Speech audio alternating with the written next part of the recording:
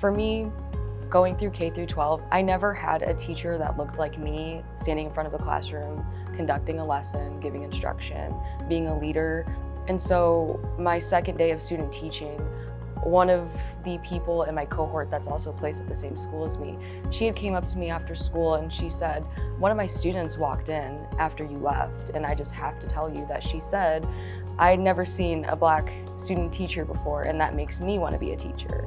And so for her to share that with me, that meant a lot to me. And then for that student to also feel seen and to feel like they can be a teacher too, just because I'm in that space with them, that means a lot to me, and I hope that means a lot to them, and I hope they actually do become a teacher. And I think BGSU has prepared me for that sort of level of influence that I'll have on my students. We always talk about in our education courses being a role model for our students, and that means, you go in the classroom, you model positive behavior, good mannerisms, you offer excellent instruction. And I think for me, I offer something that's a little different. I have many different cultural backgrounds, and BGSU has definitely helped me embrace those backgrounds and then also channel them into the classroom.